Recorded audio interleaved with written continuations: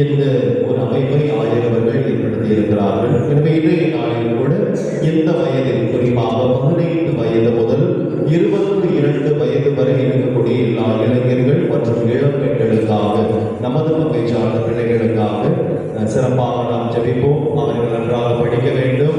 பங்கிற்கு பல்வேறு நிலைகளில் உதவி புரிபவர்களாக அவர்கள் இருக்க வேண்டும். விசுவாச வாழ்வில் அவர்கள் வளர தாழ்மையுடன் வேண்டுகின்றோம்.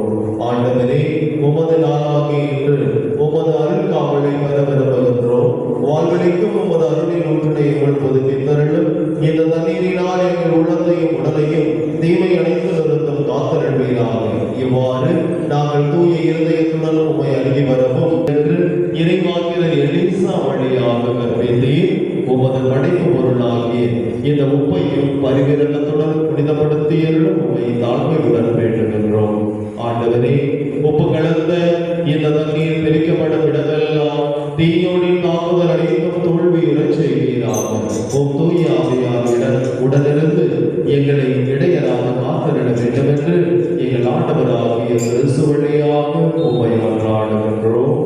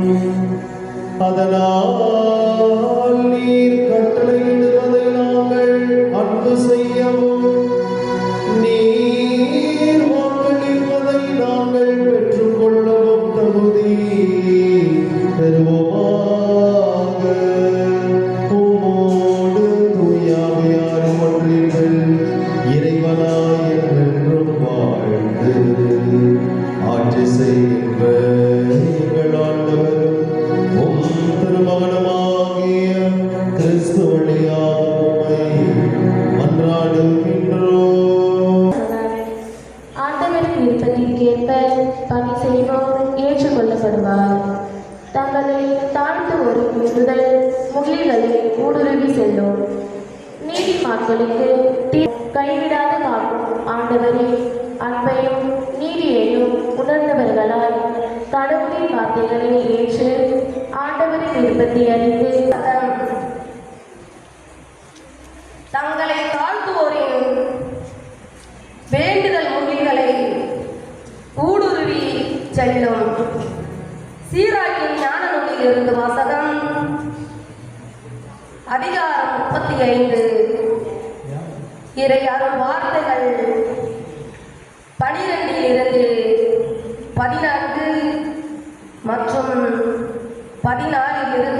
நடத்தும் முடிய ஆண்டவர் நடுவராய் இருக்கிறார். அவரிடம் ஒருதலை சார்பு என்பதே கிடையாது.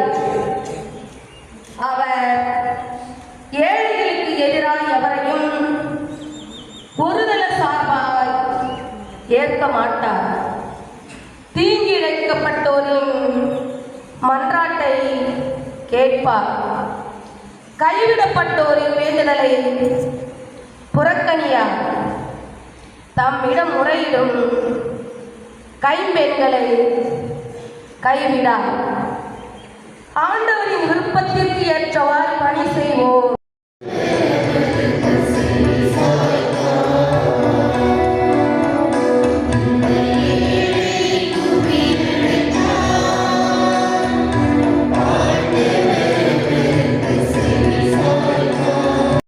நல்லதொரு போராட்டத்தில் ஈடுபட்டேன். என் நோட்டத்தை முடித்துவிட்டேன். விசுவாசத்தை காத்துக்கொண்டேன் என்கிறார் புனித பவுல். நீதியான கடவுள் நீதியை அனைவருக்கும் ஏற்ற தாழ்வின்றி வழங்குவார். அவரின் செய்தியை அனைத்து நாட்டினரும் கேட்கும்படியாகவும் சிங்கத்தின் வாயிலிருந்தும் என்னை விடுவித்தார் என்றும் எனக்கென வைக்கப்பட்டிருப்பது நேரிய வாழ்வுக்கான வெற்றி வாகையே. திருத்தூதர் பவுல் தீமோத்தேயுவுக்கு எழுதிய 2ஆம் திருமுகத்திலிருந்து வாசகம். அதிகாரம் 4 இறைத்திருவசனங்கள் 6 முதல் 8 மேலும் 16 முதல் 18 முடிய. அன்பிற்குரியவர்களே, நான் இப்போதே என்னை பலியாக படைக்கின்றேன். நான் பிரிந்து செல்ல வேண்டிய நேரம் வந்துவிட்டது. என் ஓட்டத்தை முடித்துவிட்டேன். விசுவாசத்தை காத்துக்கொண்டேன்.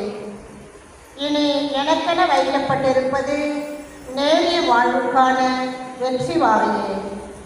அதை இறுதி நாளில் ஆண்டவர் எனக்கு தருவார். நீதியான அந்த நடுவர் எனக்கு மட்டுமல்ல, அவர் தோன்றுவார் என விரும்பி காத்திருக்கும் அனைவருக்குமே தருவார்.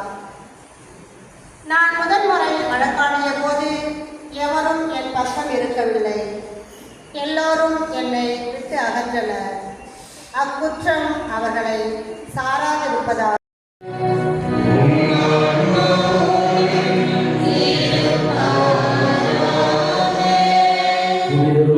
எழுதிய தூய நற்செய்தியிலிருந்து வாசகம்.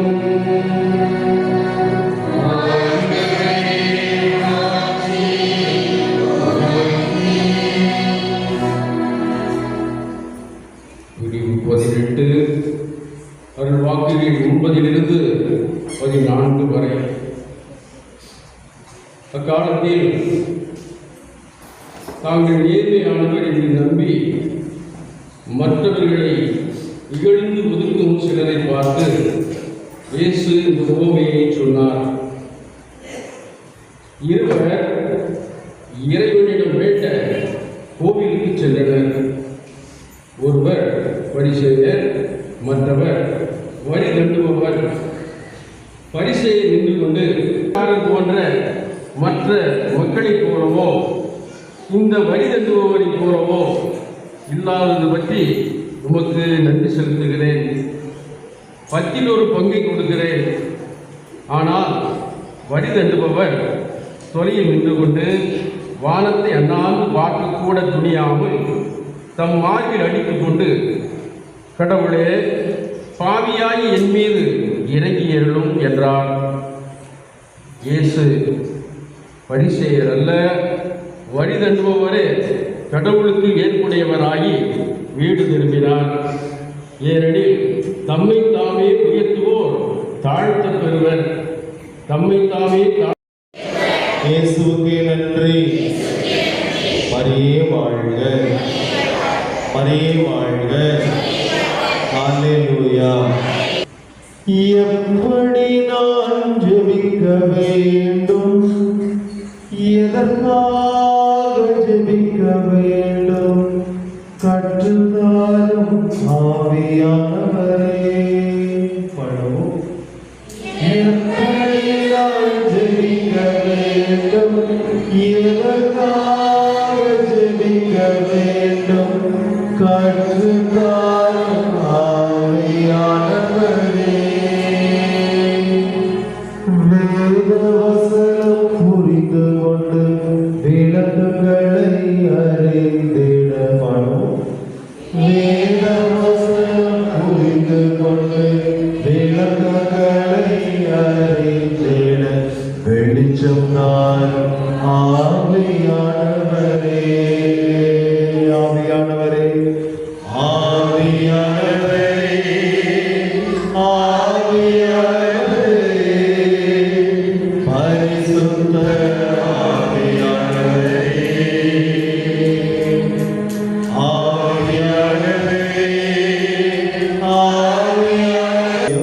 கண்டிப்பா என்ன பண்ணணும்? ஃப்ரீ மீல்ஸ் மாதிரி ஃப்ரீ ப்ரேயர், ஜெபம் பண்றதுக்கெல்லாம் காசு பணம்லாம் நமக்கு தேவையே இல்லை. ஒருவேளை உணவு மற்ற காரியங்களுக்கு வேண்டுமானால் தேவைப்படலாம். ஆனால் ஜெபம் பண்ணுவதற்கு நமக்கு எதுவுமே தேவையே இல்லை. கடவுள் அப்படிப்பட்ட ஒரு அணுகுமுறையை, அப்படி அவரோடு ஒரு உரையாடக்கூடிய ஒரு தொடர்பை கடவுள் நம்மளுக்கு கொடுத்திருக்கிறார். அதனாலதான் கடவுள்கிட்ட யார் வேண்டுமானாலும் வேண்டலாம்.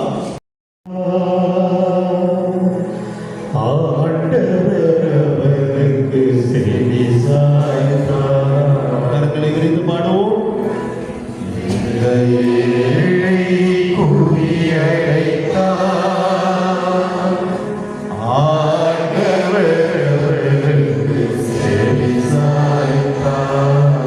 மீண்டும் ஒரு முறை.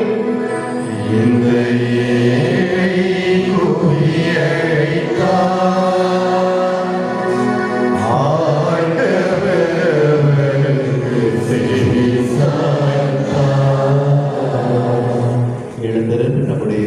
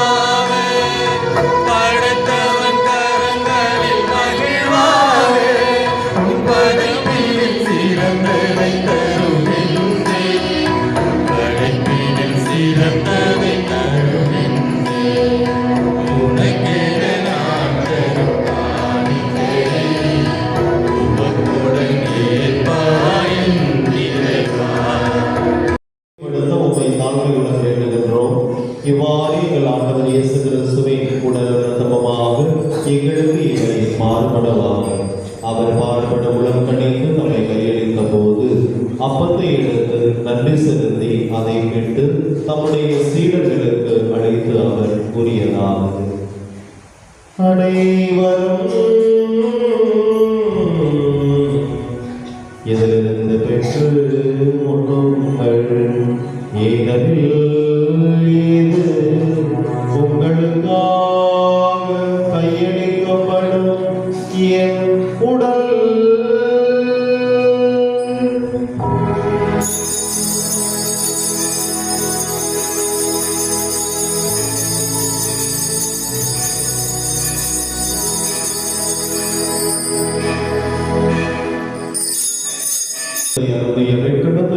மீண்டும் நன்றி கூறி நம்முடைய சீடர்களுக்கு அழைத்து அவர் கூறியதாவது: அனைவரும் இதிலிருந்து பெற்று பருகுங்கள், ஏனெனில் இது புதிய நிலையான உடன்படிக்கைக்கு ஒரே இரத்தத்தின் கிண்ணம். இது பாவ மன்னிப்புக்கென்று உங்களுக்காகவும் பலருக்காகவும் சிந்தப்படும்.